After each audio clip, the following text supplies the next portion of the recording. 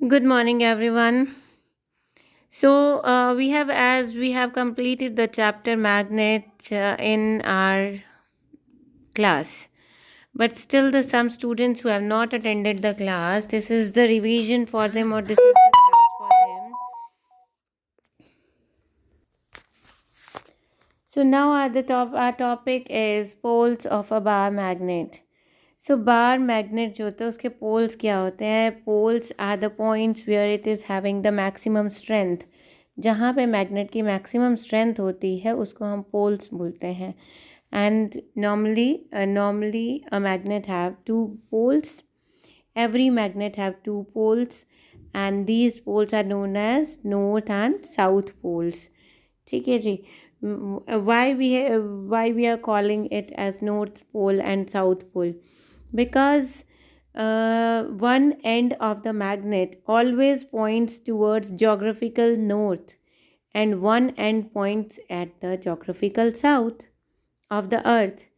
Means magnet के दो ends होते हैं और मैग्नेट का एक एंड हमेशा नॉर्थ डायरेक्शन में पॉइंट आउट करता है और एक एंड साउथ डायरेक्शन में। अर्थ की जो अर्थ मीन्स अर्थ, हम अपने ग्लोब को, अर्थ को जोग्राफिकल, उसके ऊपर जो नॉर्थ पोल है हम उसको जोग्राफिकल नॉर्थ पोल कहेंगे।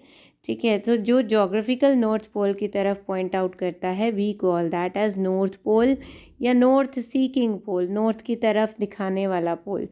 ठीक है, और एक एक एंड पॉइंट ऐसा होता है जो जोग्राफिकल साउथ की तरफ पॉइंट आउट करता है and we call that as south pole of the magnet या south seeking pole of the magnet.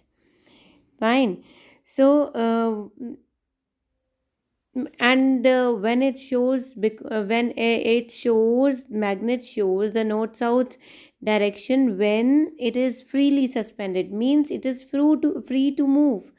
अगर आप धागे से बांध के इसको लटका देंगे तो वो अपने आप कोई भी डायरेक्शन पे चूज़ कर सकती है ना, तो हमेशा वो एक ही डायरेक्शन में चूज़ करती है, that is north and south. So the pole of the bar magnet which points towards geographical north is north pole and towards south pole is called south pole. So अगर हम उसको दोबारा से धागे से लटका के हमने किया और वो नॉर्थ साउथ डायरेक्शन में रुक गई है और हम उसको बहुत अच्छे से रोटेट कर देंगे, घुमा देंगे पूरा का पूरा, कि इस तरीके से सोच के कि क्या पता वो भूल जाए अपनी direction, but still after few seconds it will again be pointing in the north south direction। Means magnet अपनी डायरेक्शन भूलती नहीं है। ठीक है जी। So it always points in the north south directions। Then you can see over here जो magnet है वो देखो north और साउथ डायरेक्शन को करता है, तो जिस तरफ नॉर्थ साउथ है नॉर्थ, उसको नॉर्थ पोल बोल रहे हैं, और जिस तरफ हम साउथ डायरेक्शन दिखा रखी है उसको ब्लैक वाला साउथ पोल बोल रहे हैं। ठीक है जी। तो अब हमने सेकंड में इसको हिला दिया है, घुमा दिया है, but after some time it again comes to the same point. Then interaction between the bar magnet, मतलब इंटरैक्शन मीन्स किसी ना किसी तरीके का फोर्स लगता है मैग्नेट्स में। सो पहला जो है वो है attraction.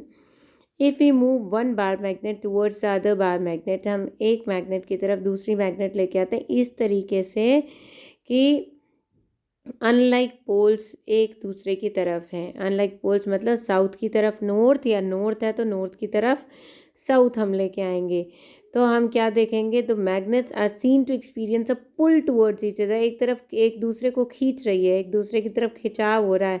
That means the two magnets which kept close with their unlike poles facing each other, they are seen to attract each other। तो दिस इज अट्रैक्शन। हमने नॉर्थ की तरफ साउथ रखा, then they attract each other, that means unlike poles are always, when they are brought together they always attract each other। Fine। Then we are talking about the another interaction between the magnets, that is the repulsion between the two poles। Repulsion कब होता है? Repulsion मतलब एक दूसरे को धक्का मारना, कि मतलब दूर जाना एक दूसरे से। ठीक है, धक्का मारना। सो अगर हम उसको रिवर्स कर देंगे और मैं नॉर्थ की तरफ नॉर्थ लेके आऊँ और साउथ की तरफ साउथ लेके आऊँ, कोई भी, मतलब कोई भी सेम दो पोल मैग्नेट के मैं इकट्ठे लेके आऊँ, then we will see that the two magnets will move away from each other. एक मैग्नेट को मूव करोगे तो दूसरी अगर मूव नहीं भी कर रही है ना, तो वो अपने आप मूव करना शुरू हो जाएगी, पीछे की तरफ भागना शुरू कर जाएगी, ठीक है, उससे ऑपोजिट डायरेक्शन में चलना शुरू कर देगी। So that means the if two like poles are facing each other they will repel each other। वो हमेशा एक दूसरे को रिपेल करेंगे। अगर चाहे आप उसको फ्रीली सस्पेंडेड उसमें देख लीजिए, चाहे उसने उसको टेबल पे रखा है और एक मैग्नेट को आप उसके पास लेके आ रहे हो, तो दूसरी मैग्नेट पहले स्टेशनरी थी बट अपने आप चलने लगेगी दूसरी डायरेक्शन में, ठीक है जी। So now we are coming on properties of bar magnet. First is attractive property कि magnet is capable of attracting small pieces of iron, steel, cobalt, nickel, etc. ठीक है। Then I'm on second, that is directive property कि it always points in the north south direction। तो हमें ये direction बताती है, it is having the directive property।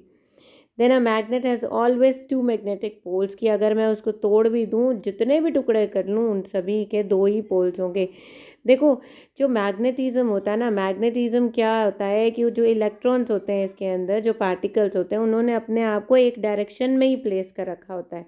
उन सभी का फेस एक तरफ होता है, टेल एक तरफ होती है, जिस वजह से नॉर्थ और साउथ पोल बनते हैं, एक तरफ फेस एक तरफ टेल, है ना। सो जितना जहाँ पे भी हम कितने भी बारीक से बारीक टुकड़े कर लें मैग्नेट के, उन सभी के इलेक्ट्रॉन सेम पोजीशन में होंगे, एक ही डायरेक्शन में होंगे, and thus they will form south pole as well as north pole. Then interaction हमें पता ही है, लाइक पोल्स जो हैं वो रिपेल करेंगे and unlike poles will attract each other. Now the earth has a magnet. Now earth को magnet बना के हम क्या कर रहे हैं, हम उसकी डायरेक्टिव प्रॉपर्टी को चेक करें, किसकी, मैग्नेट की। आप अर्थ की एक बड़ी सी मैग्नेट देखो, अर्थ को एक बड़ी सी मैग्नेट मान लो। सो बड़ी सी मैग्नेट जिसका नॉर्थ पोल ऊपर है, साउथ पोल नीचे है, लेकिन जो अर्थ के जो जोग्राफिकल नॉर्थ साउथ होते हैं वो मैग्नेटिक नॉर्थ साउथ से मैच नहीं करते, क्योंकि मैग्नेटिक नॉर्थ तो नॉर्थ की तरफ साउथ होगा ना, opposite poles attract each other. So north की तरफ साउथ पोल होगा और साउथ पोल की तरफ मैग्नेटिक नॉर्थ पोल होगा। सो यही जो मैग्नेटिक नॉर्थ पोल, और इसी मैग्नेट को लेकर अगर हम बार मैग्नेट को करें, बार मैग्नेट को अगर हम फ्रीली सस्पेंड करते हैं, तो नॉर्थ सीकिंग पोल, नॉर्थ की तरफ जाने वाले पोल को हम बोल देते हैं that it is north pole, और साउथ की तरफ जाने वाले को बोल देते हैं इट इज़ साउथ पोल। जो पोल होते हैं like any other magnet, earth is also a magnet है, दो पोल्स होते हैं, कौन से, नॉर्थ और साउथ, और इसके जो मैग्नेटिक पोल्स होते हैं जोग्राफिकल पोल्स के साथ मैच नहीं कर सकते, उल्टा ऑपोजिट होते हैं। सो जो पोल नियर जियोग्राफिकल नॉर्थ पोल है उसको हम साउथ मैग्नेटिक पोल बोलते हैं, ठीक है। और इसी तरह जोग्राफिकल साउथ पोल की तरफ कौन सा है, अर्थ का नॉर्थ मैग्नेटिक पोल है। इसी तरह हमारा बार मैग्नेट काम करता है। ये देखिए ऊपर नॉर्थ पोल है, लेकिन मैग्नेटिक पोल जो है अर्थ के वो नॉर्थ पोल की तरफ साउथ है और साउथ पोल की तरफ नॉर्थ है, ठीक है जी। So this is how the earth behaves as the magnet. Now how we can make a magnet, हम ऐसे परमानेंट मैग्नेट तो नहीं बना सकते, but we can make weak magnets, that means temporary magnets which works for some time just.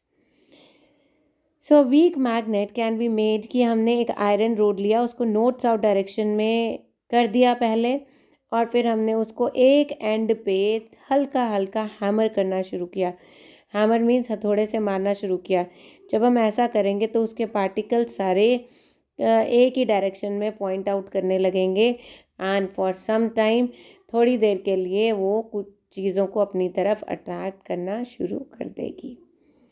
Then second, अगर एक magnet के ऊपर अगर एक मैग्नेट को हम आयरन रोड के ऊपर एक ही डायरेक्शन में मूव करें, मीन्स राइट टू लेफ्ट, फिर उठा के राइट टू लेफ्ट, फिर उठा के राइट टू लेफ्ट, ऐसे हम बार बार कई देर तक अगर इसको करते रहें तो उसके बाद जो आयरन रोड होगी it will again work as a magnet for some time. Then the third one is कि अगर हम मैग्नेट के पास एक निडल रख देंगे, पतली सी निडल या पतली सी आयरन का टुकड़ा, ठीक है, तो वो उसकी प्रॉपर्टीज़ को देखकर, उसके पार्टिकल्स की पॉइंटिंग को देखकर अपने पार्टिकल्स को भी उसी तरीके से प्लेस कर लेगा and it will observe to acquire some magnetism for some time just. Fine, so this is how we make a magnet. देखो ऊपर हैमर कर रहे हैं एक डायरेक्शन में, जो साउथ एस लिखा हुआ उस डायरेक्शन में।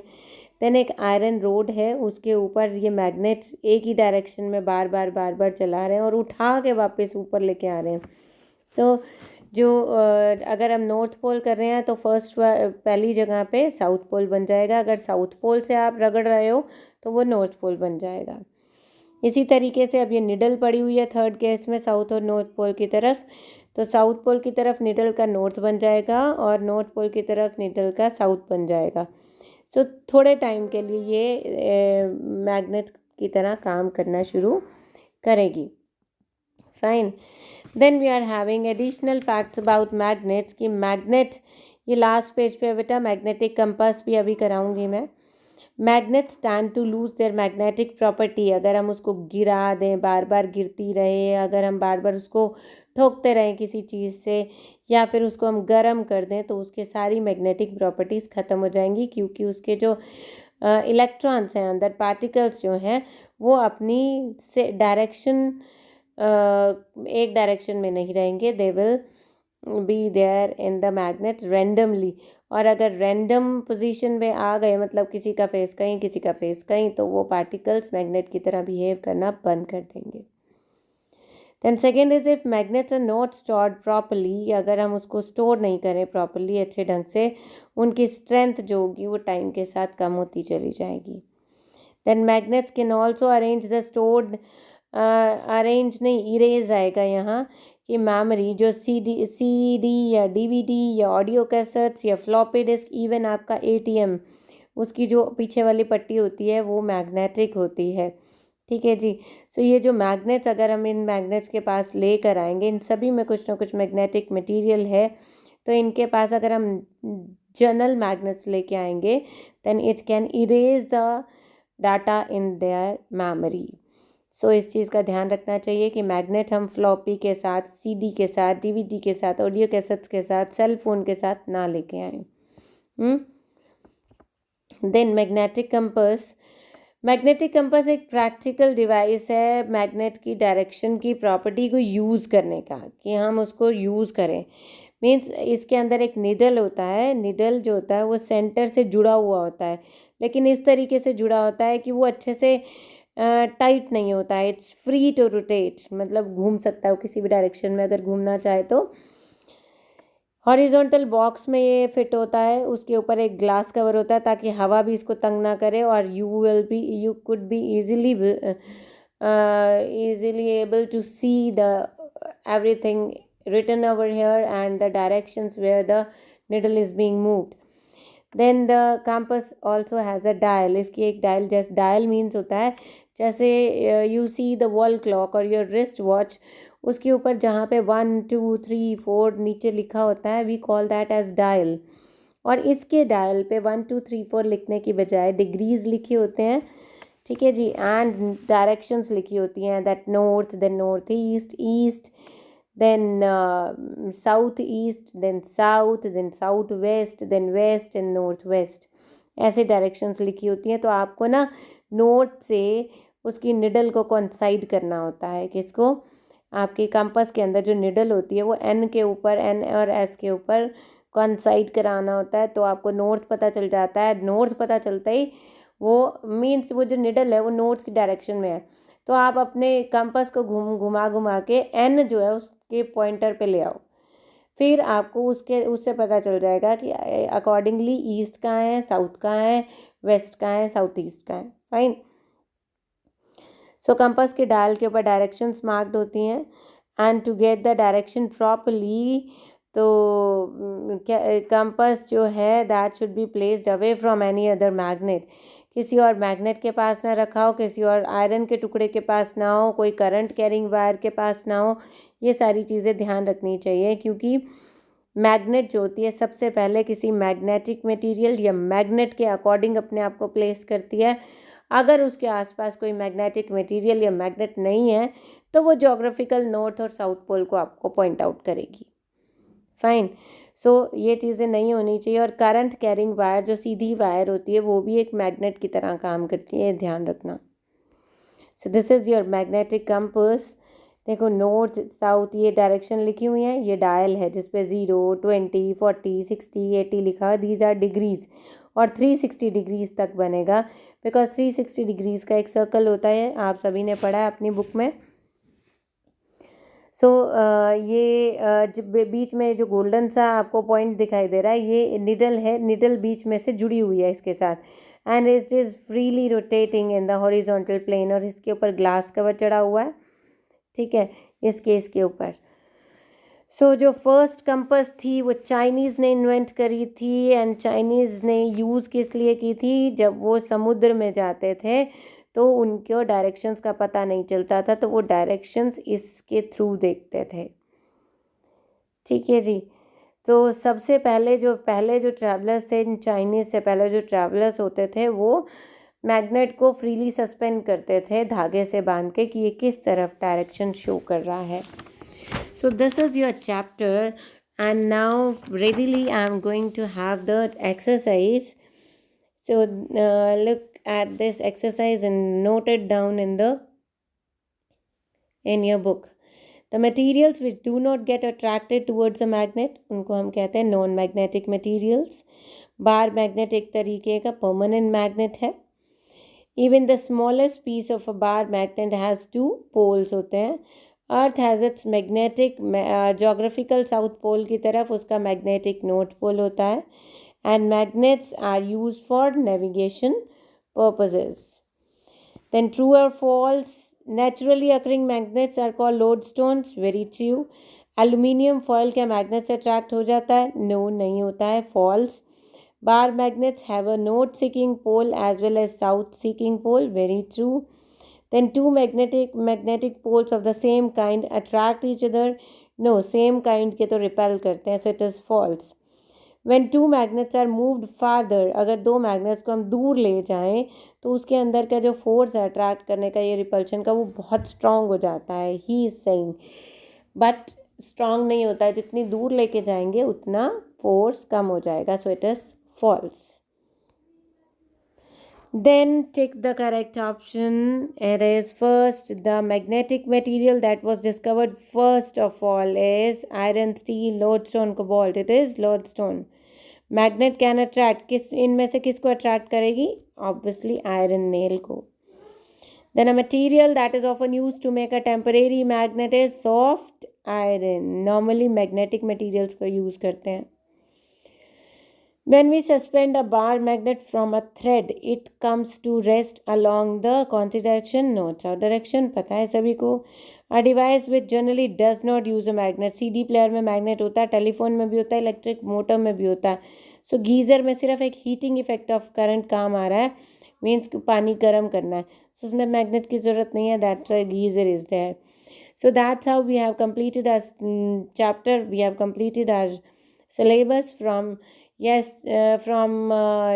now from tomorrow we are going to have the revision schedule. Fine.